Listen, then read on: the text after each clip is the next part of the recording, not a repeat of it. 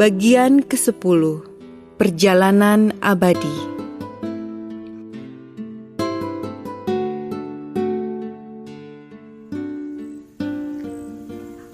Pagi-pagi, Nurlita, Lia dan Bi Ami meninggalkan kosan Ria. Nurlita membeli koran pagi, mencari-cari iklan kontrakan rumah. Bi Ami beres-beres kamar. Karena terasa begitu apak dan berdebu, ditinggalkan beberapa hari itu. Baru saja Nurlita menandai beberapa nomor telepon yang akan dihubungi, ibu kos memberitahu bahwa beberapa kali Andri mencarinya. Ada apa katanya, Bu? Tidak tahu atuh, Neng. Sudah 3 hari berturut-turut dia datang ke sini. Tadi pagi juga datang. Katanya kalau mau ketemu dia hari ini, datang saja ke kampus Union. Dia ada di sana sampai sore. Nurlita menghubungi beberapa iklan kontrakan rumah. Ada beberapa yang cocok dan nanti sore berjanji mau melihatnya. Pagi itu juga dia datang ke kampus Union. Penasaran. Sepertinya Kang Andri membawa berita penting, karena sampai 3 kali menghubunginya. Halaman kampus penuh dengan mahasiswa yang membawa poster. Mereka mendukung kebulatan nekat yang dibacakan oleh teman-temannya di depan. Kebulatan nekat itu merupakan respon dari kebulatan tekad yang banyak dinyatakan partai politik dalam mendukung Presiden Soeharto untuk pemilihan kelima kalinya. Mahasiswa menginginkan presiden diganti karena kinerja pemerintah yang menumpuk hutang luar negeri, melaksanakan pembangunan berdasar respon politik, dan praktek korupsi, kolusi, nepotisme yang tidak tersentuh hukum sedikit pun. Matahari mulai bersinar terang, tapi tidak panas. Sinarnya yang memantul dari daun-daun flamboyan dan mahoni, berpendar-pendar. Hari memang baru pukul 9 pagi. Di luar pagar kampus, sepasukan anti huru-hara berbaris dengan tameng dan pentungan siap digunakan. Sepasang burung gereja hingga di atas genting pos penjaga, saling patuh dan terbang lagi. Alangkah indahnya hidup seperti burung, selalu bersenang-senang tanpa mengacuhkan lingkungan, tanpa perlu jadi gelisah dan gerah melihat ketidakadilan, ketidakseimbangan, pemerasan dan sebagainya. Tapi, apakah bisa manusia hidup seperti itu? Hidup ala robot, terlepas dari lingkungannya. Nurlita merasa tidak akan bisa hidup seperti itu. Datang ke kampus, melihat kembali adik-adik mahasiswa berdemonstrasi. Selalu ada darah perlawanan yang bergejolak di tubuhnya. Karenanya, Nurlita tidak mengerti ada orang yang manut begitu saja disuruh mengobrak-ngabrik rumah-rumah yang masih ada penghuninya. Beberapa kali Nurlita menyaksikan kejadian seperti itu. Ketika ikut Nita, pemimpin redaksi penerbitan kampus, ke Bendungan Hilir dan sempat tidur di sana, penghancuran rumah-rumah itu terjadi. Pagi belum lagi tiba ketika rumah-rumah dirobohkan. Penghuninya panik, lari ke sana kemari. Perempuan dan anak-anak menangis. Beberapa gas air mata meledak. 2 orang bayi pingsan. Nurlita tidak mengerti perasaan seperti apa yang dipunyai para petugas itu. Sama sekali tidak mengerti ketika Nurlita membaca sejarah bahwa di negeri ini pernah terjadi kerja paksa Rodi dan Romusa. Di Soviet ada Lenin dan Stalin yang bisa menghancurkan siapa saja yang tidak setuju dengannya. Di Jerman ada Hitler yang menciptakan banyak kamp konsentrasi untuk langsungan kekuasaannya.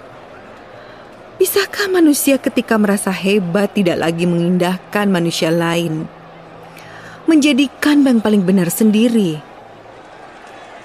Berpikir seperti itu, Nurlita merasa kecil dan tidak banyak mengerti. Sehebatnya Hitler, segagahnya Fir'aun, ternyata akhirnya manusia kembali pada perasaan terluka dan kesepian. Nurlita merasa dirinya bukanlah demonstran sejati. Dia memang pernah turun ke jalan atau menghadap ke DPR sewaktu masih mahasiswa. Tapi tidak semua demonstran yang dilakukan teman-temannya disetujui. Sering sebelum demonstrasi digelar, malamnya Nurlita mendebat tidak menyetujui. Tapi meski begitu, setiap melihat pasukan keamanan yang dengan gagah membubarkan demonstrasi, dia selalu khawatir.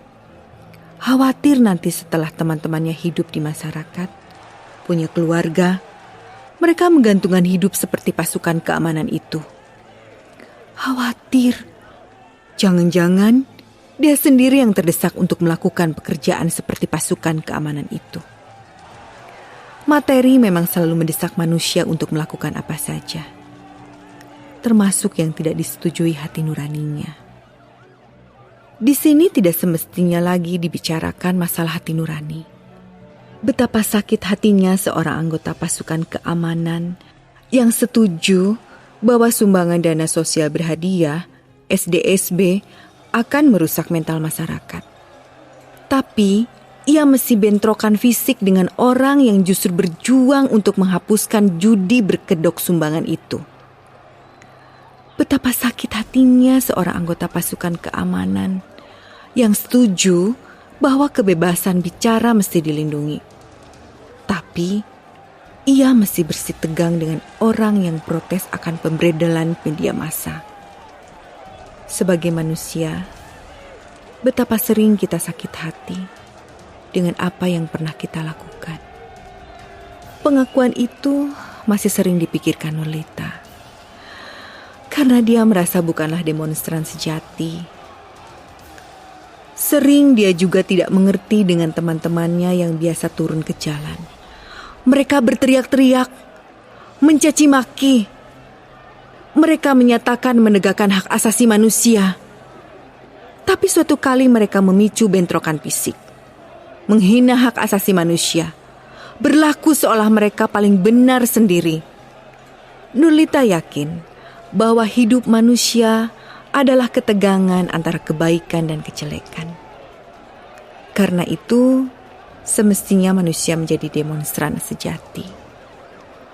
Tapi, seperti apakah demonstran sejati itu? Demonstran sejati adalah yang selalu gelisah melihat keadaan lingkungan yang tidak beres.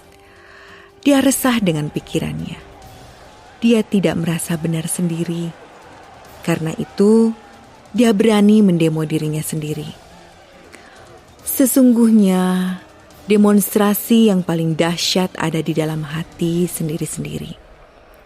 Karena di sana setiap manusia tidak bisa berbohong.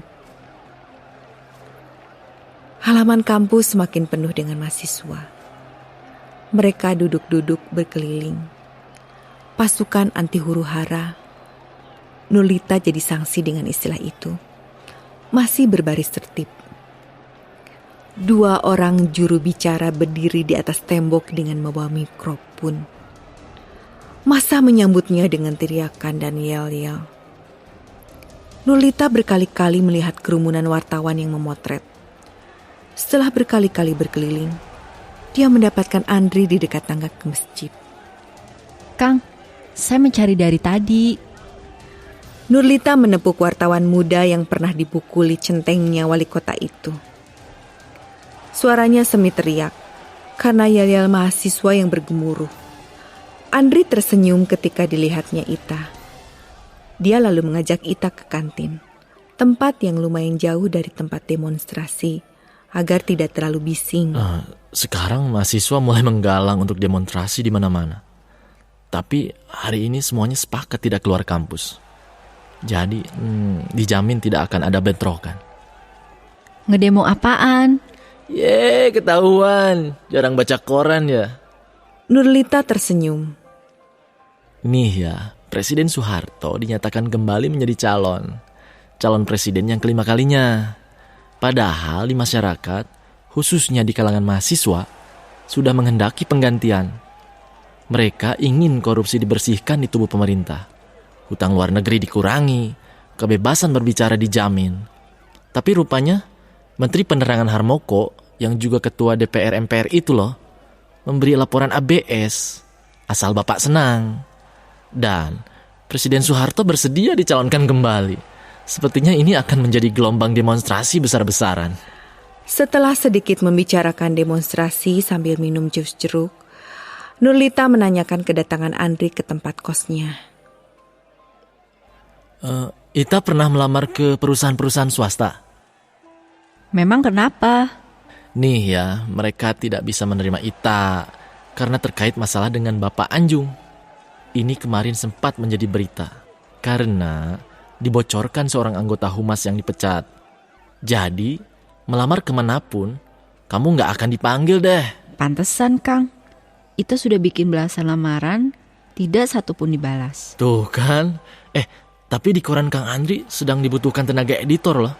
Kalau Ita mau, bisa datang ke kantor besok. Coba temuin deh pemimpin redaksinya. Ita tidak bisa masalah bahasa. Tapi bisa bahasa Inggris kan? Lumayan lah, meski nggak spasi orang Inggris. Ya udah sih, datang aja. Pengetahuan yang lainnya bisa di training sambil jalan. Nurlita tersenyum. Akhirnya ada juga yang membutuhkan tenaganya, gumamnya. Setelah mengucapkan terima kasih, dia pamitan dan berjanji besok mau datang untuk mencobanya. Di halaman kampus, mahasiswa masih berorasi dan berial-yal. Nurlita merasa hari-harinya adalah kumpulan keajaiban. Dukungan orang tua yang tidak terkira sebelumnya. Berpisah dengan Anggoro yang diperkirakan akan alot dan menguras emosinya. Dan tawaran kerja menjadi editor yang melintas pun tidak pernah dipikirannya. Dia berbahagia bisa melalui saat-saat itu. Dia semakin yakin dalam hidup yang pertama adalah sikap. Selebihnya manusia tidak ada yang tahu apa yang akan terjadi. Tapi melihat Lia, keajaiban yang dirasakan Nurlita seperti tidak ada apa-apanya. Sejak pindah ke rumah kecil, Lia seperti perhiasan paling indah yang pernah dilihat Nurlita.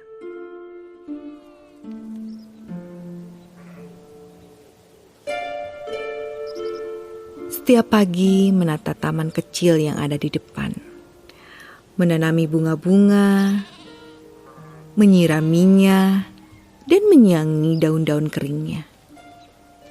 Kepada siapa saja yang lewat depan rumah, senyumnya selalu mengembang, bercakap ramah.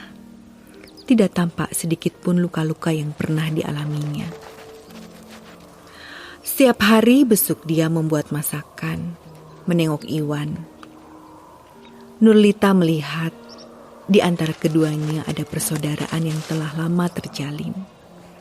Perasaan seperti itu tidak bisa dipelihara hanya karena berasal dari satu kandungan, tapi lebih ke pengalaman saling melindungi, saling menyayangi, dan dikukuhkan dengan waktu yang tidak sebentar. Nurlita pernah bermimpi mempunyai saudara seperti itu. Sebagai anak tunggal, seringkali dia kesepian. Ingin punya seseorang yang begitu ikhlas memperhatikan, mencintai dan saling membutuhkan. Berbincang bertiga dengan mereka, diam-diam Nurlita merasa menjadi bagian dari cinta Lia dan Iwan. Ketika pulang, Nurlita merasa perlu untuk mengucapkan kata-kata perpisahan. Seandainya benar apa yang diperkirakan pengacaramu itu, sebentar lagi kamu bisa keluar dari sini.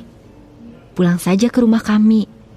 Kamu menjadi bagian dari kami, katanya suatu kali saat mau pulang besuk. Iwan tersenyum, menatap lembut. Nurlita gugup juga ditetap seperti itu. Bagaimanapun, dia bukanlah Lia yang biasa mencium tangan Iwan, memeluknya, dan membiarkan dirinya dicium keningnya. Bagaimanapun, dia tidak bisa menjadi saudara seperti Lia. Kalau Allah mengizinkan, saya hanya punya kalian. Doakan saja, siapa tahu gejolak di luar itu benar. Demonstrasi semakin ramai di mana-mana. Dan tuntutan pemerintah untuk membebaskan teman-teman cepat terrealisasikan. Nurlita merasakan getaran yang aneh setiap ikut membesuk Iwan. Tapi dia tidak membiarkan perasaan seperti itu berkembang. Dia belum siap untuk menjalaninya kembali. Apalagi terhadap Iwan, kakak Lia yang rasanya sudah menjadi saudaranya juga. Apalagi usia Iwan 3 tahun lebih muda darinya. Kalaupun dia ingin mengeksploitasi perasaan ini, tidak lebih sebagai seorang kakak seperti juga terhadap Lia. Nurlita hanya ingin menjalani hari-harinya dengan baik dan indah. Karenanya dia memperhatikan keseharian Lia. Karena anak itu wajahnya begitu bercahaya. Tetangga kiri kanan yang kemudian mengenalnya, menyayanginya. Tanaman yang ditanamnya pun seperti merespons cinta anak itu dengan bunga-bunga indahnya. Nurlita menginginkan menjalani hidupnya dengan indah, tapi dia merasa baru menginginkannya. Dan dia merasa Lia telah menjalaninya. Suatu malam, dia terbangun karena suara orang menangis begitu menyayat dari kamar sebelah. Ketika Nurlita melihatnya, Lia sedang bersimpuh di sejadah.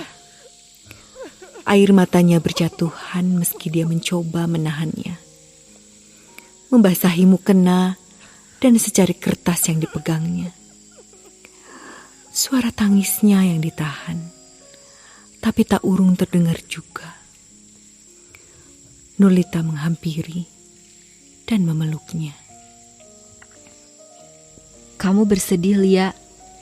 Teteh merasakan luka-lukamu. Tapi Lia menggeleng. Tidak, Teteh. Lia sudah melupakan segala peristiwa lalu. Lia menangis. Karena sebagai manusia, kita teh memang tidak bisa tidak menangis. Kita ini seperti daun, Teteh. Daun yang sebentar saja akan menguning dan berguguran.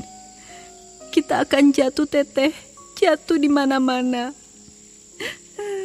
Nurlita takjub mendengar suara yang seperti angin menyisir sampai kedalaman hatinya itu. Dan di tangan Lia, dia membaca sebuah puisi. Barangkali benar, Lia. Kita ini memang daun-daun berguguran.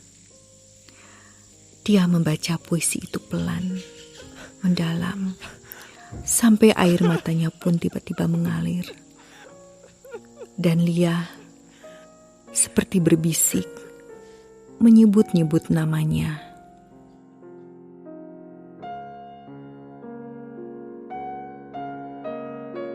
Daun-daun berguguran. Berguguran dari jauhnya. Seperti meranggas pepohonan di taman surga. Berjatuhan dengan hati gelisah. Juga tangan ini jatuh di mana-mana. Tapi ada satu yang menerima, jatuh ke tangannya, yang lembut tiada berhingga.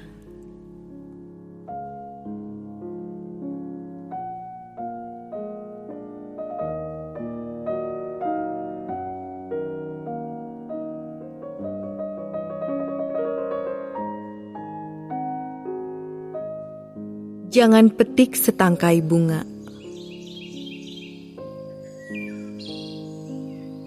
Teh Ita, saya teh ingin bekerja juga. Kata Lia suatu pagi. Dia sedang berjongkok, menanam benih mawar di taman yang masih kosong saat Nurlita menghampirinya. Congkoknya tidak bisa penuh karena kandungan di perutnya semakin membesar. Nurlita yang baru bangun mengerutkan kening mendengarnya. Sejak masuk kerja sebagai editor, dia memang selalu tidur lagi setelah sholat subuh. Karena pekerjaannya itu menuntut dia begadang sampai dini hari. Perut kamu saja sudah besar itu, buat apa bekerja? Saya mah tidak ingin merepotkan Teteh sepenuhnya. Saya ingin. Teteh tidak merasa repot. Saya mah ingin menikmati hidup dengan bekerja juga, Teteh. Bekerja apaan? Pokoknya ada. Saya sudah melamar di minggu lalu dan boleh memulai bekerjanya besok, Teteh. Nurlita menarik napas panjang.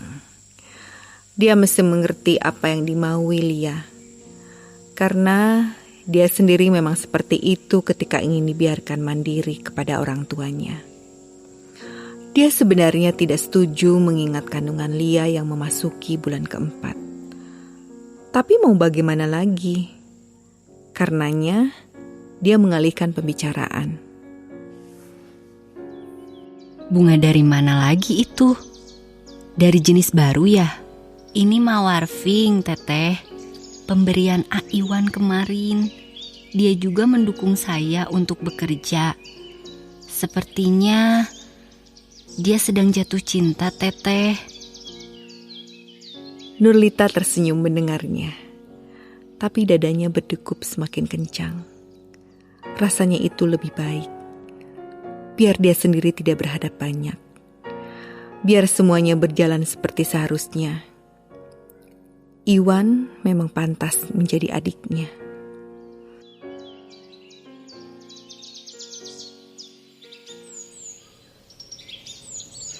Besoknya Lia mulai bekerja.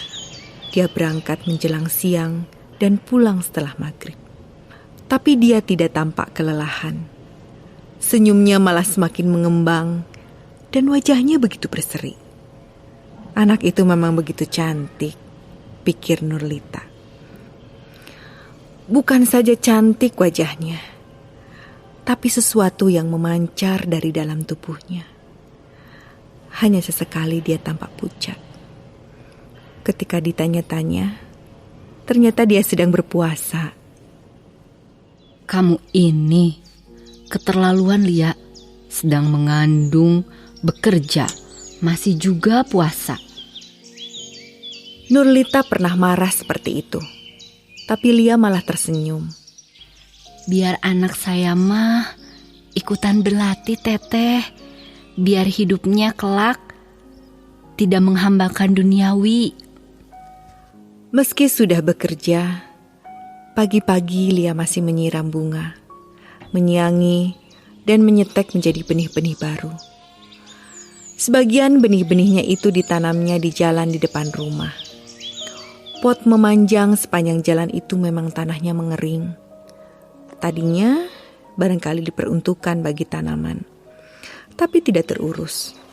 Ketika Lia menanaminya satu-satu, tetangga merasa takjub. Mereka berdatangan satu-satu, membantu, ikut menyiraminya setiap pagi dan sore, di depan rumahnya masing-masing. Sepanjang jalan itu pun kembali dipenuhi tanaman bunga. Ketika gaji pertamanya diterima, Lia memberikannya kepada Nurlita. Tapi Nurlita menolak. Pakai saja buat keperluan Lia. Teteh juga punya gaji, cukup buat keperluan kita. Lia akhirnya membelikan baju buat Bi Ami dan menabungkan sisanya buat keperluan bersalin, katanya. Nurlita memang takjub dengan kehidupan gadis yang sepertinya sudah menjadi adiknya itu. Tapi yang paling menakjubkan, ketika suatu pagi Lia mengajaknya ke taman. Lihatlah, Teteh, mawar pink itu sudah berbunga. Pandanglah dengan perasaan yang lebih dari biasanya, Teteh. Memangnya kenapa? Pesan A. Iwan seperti itu. Selain saya, dia ingin Teteh yang melihat pertama bila mawar itu berbunga.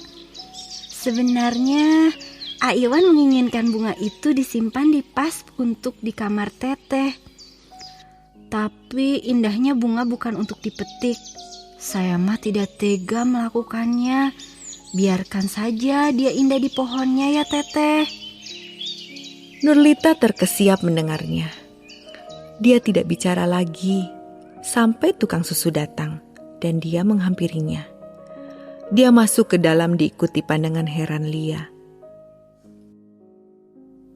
Teteh maaf, tersinggung ya dengan kata-kata Lia tadi.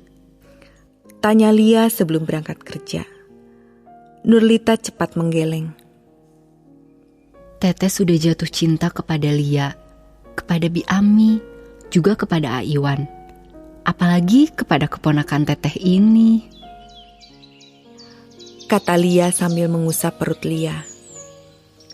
Lia tersenyum dan pergi setelah mencium tangan Nurlita. Nurlita tidak tahu kalau Lia bekerja menjadi pencuci piring di sebuah rumah makan.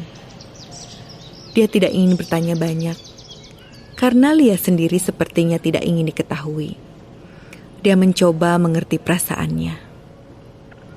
Seandainya tahu, tentunya dia akan berusaha melarangnya. Dia akan mencarikan pekerjaan yang lebih cocok. Karena mencuci piring bagi yang sedang hamil sangat berbahaya. Dingin karena terkena air terus dan lantai licin selalu mengancam. Nyatanya, mencoba mengerti dengan tidak banyak bertanya itu harus disesali Nurlita.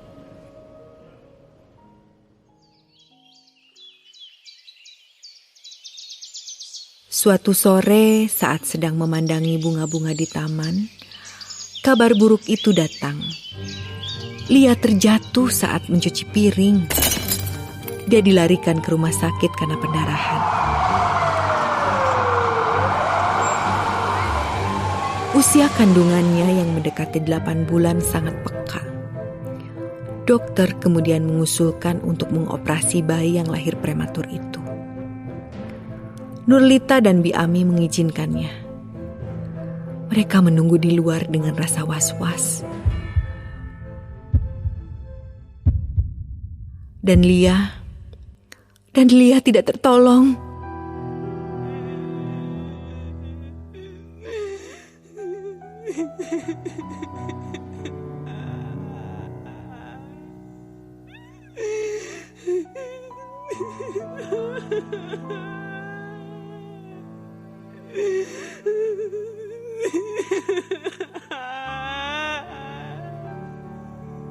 Nurlita menjerit mendengar kabar dari dokter itu. Dia menangis sejadi-jadinya.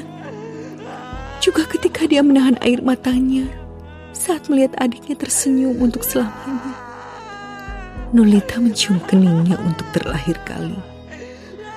Tapi setelahnya, tangisnya tidak bisa lagi dibendung. Orang tuanya datang malam itu juga. Iwan mendapat izin besoknya untuk menghadiri penguburan. Para tetangga membantu menyiapkan segalanya.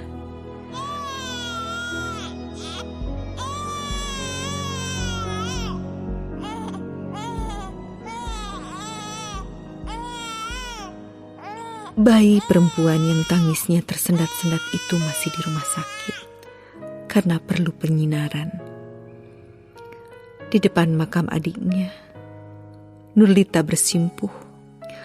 Dia berdoa dengan air mata kembali membajiri pipi dan bajunya. Orang-orang tidak berani mengajaknya pulang. Orang tuanya menungguinya dari kejauhan.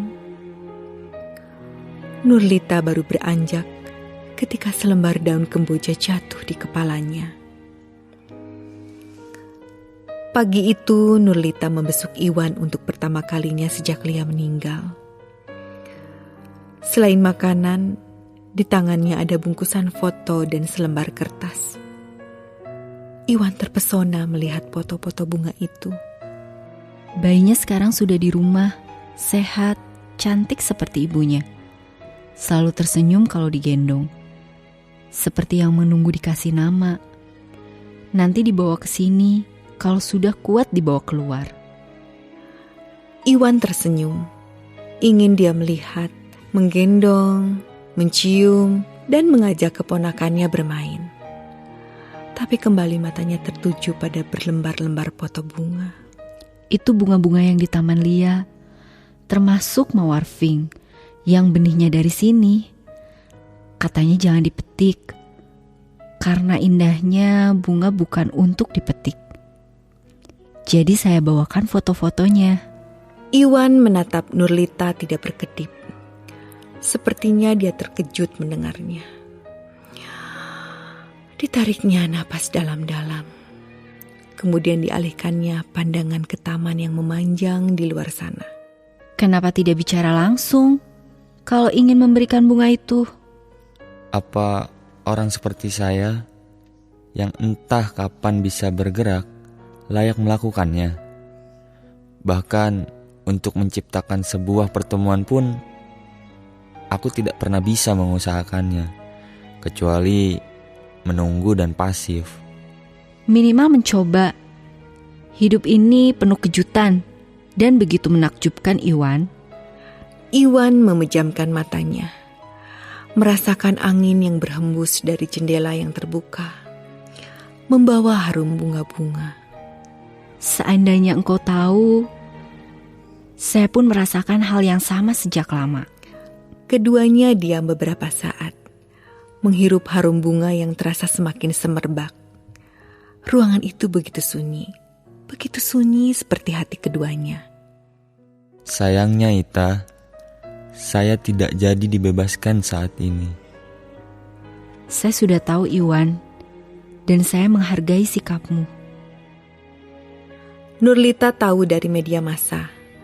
Gelombang demonstrasi yang terjadi di kota-kota menuntut perbaikan banyak hal, termasuk pembebasan Iwan dan kawan-kawan. Pemerintah menanggapi dengan akan memberikan grasi, pengampunan setelah Iwan dan kawan-kawan mengakui kesalahan. Tapi Iwan menolaknya. Dia kukuh tidak merasa bersalah. Jadi bukan grasi yang mesti diterimanya. Iwan menginginkan amnesti umum, digugurkan segala tuntutan karena tidak bersalah. Jadi entah kapan saya dibebaskan, Ita. Nurlita memberikan selembar kertas berisi puisi yang ditulis tangannya. Puisi siapa? Baca saja Iwan. Lia selalu mengulang-ulangnya. Setiap sholat malam, kita hanya bisa bersikap, selebihnya ada di tangan yang mengatur. Saya akan menunggu Iwan sampai kapanpun. Iwan membaca puisi itu dengan tangan bergetar. Dia membayangkan daun kemboja yang berjatuhan di pekuburan adiknya.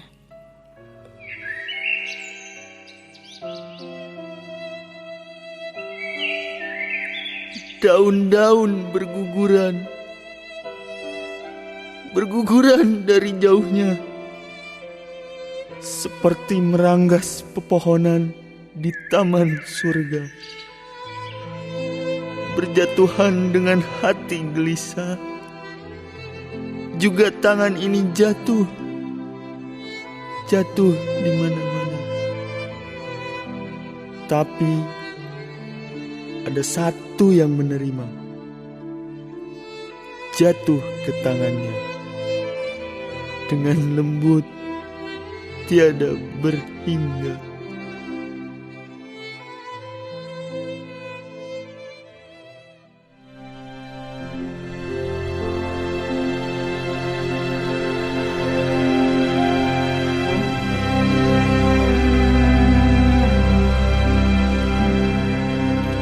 Demikianlah novel Ambilkan Bulanmu.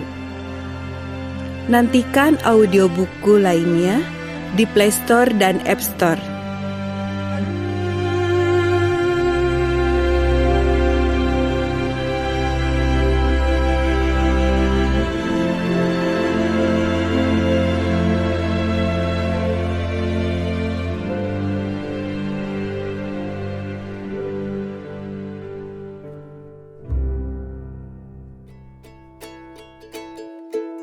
Terima kasih. Nantikan audiobuku lainnya hanya di channel Dengar Buku.